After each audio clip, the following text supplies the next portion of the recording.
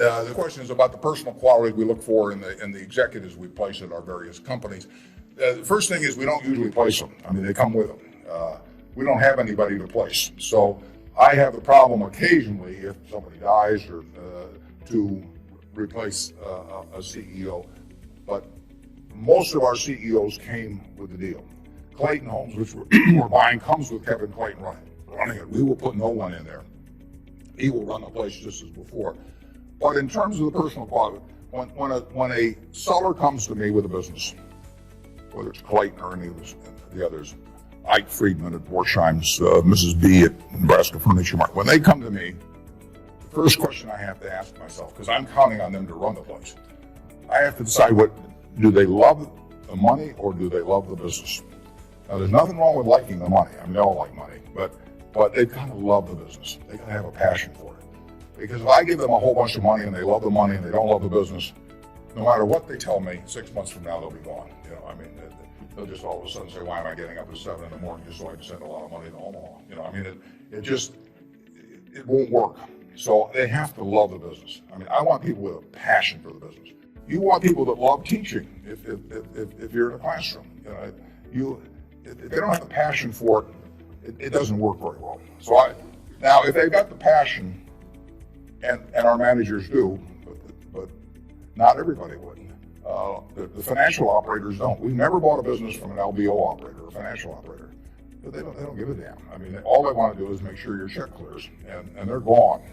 And it isn't going to work if we try to buy from them.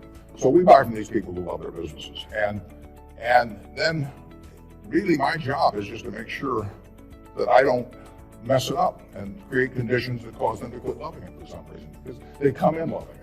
Only I can mess it up. And they care about being treated fairly on compensation, but they don't measure it against everybody else. They don't have a lawyer they're negotiating with me. I mean, I don't have a compensation arrangement with any of these managers that can't be put in one paragraph. And then I go to other companies where they have a lawyer come in and there's 80 pages, and it tells what's happened, how much they get paid at severance, if they end up going to jail. And I won't deal with somebody that thinks that way. And that's fine. There's a self-selection process in terms of who comes to us. There's this invisible filter out there that causes the Claytons of the world, the Al Yoshis of the world, the Ike Friedmans of the world, the Mrs. B's of the world to come to us. I made the deal with Mrs. B in 1983. Mrs. B had another offer from somebody else that was somewhat higher, and she just said, "I don't care." She only owned 20% of the company. She had 4 children. They each owned 20%. She told them, "I'm selling to Mr. Buffett." She was calling me Mr. Buffett up until when she was 104. And in fact, when I walked in the store, she said, "Here comes my new young boyfriend," which I don't get that a lot of places, I can tell you. But she built this thing. She came over here in 1921 or 2. She landed in Seattle with a tag around her neck. She couldn't speak a word of English. Said Fort Dodge, Iowa. She couldn't communicate. She just had the tag. The American Red Cross got her out to Fort Dodge. And for 2 years, she got no place because nobody spoke Russian or Yiddish, actually. And so she moved to Omaha just to be around some other Russian Jews who she could at least talk to.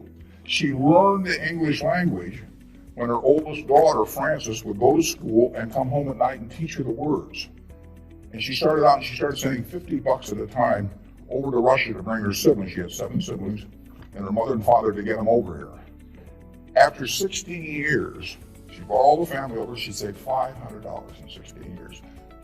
Peddling used clothing, whatever. And she started in the Nebraska Furniture Mart with $500. And it's now the largest home furnishings complex in the world. And it all came from the $500 and a very, special woman. And can you imagine building something like that and selling it, to some financial operator who's going to resell it, and try and go public with it a couple of years later? And it meant something to her. She wanted it to continue like it has continued. And those are the kind of people we want to attract. It isn't so much me selecting them, it's them selecting Berkshire. I mean, that's the key. And frankly, we've gotten to that position in this country where the people that do care about their businesses, good-sized businesses, there's no second choice besides Berkshire. We get them. I used to say that I had a one-line employment form. One question employment form. The question was, are you a fanatic? You know, if you answered yes, you got the job. Because I want somebody who's a fanatic about their business.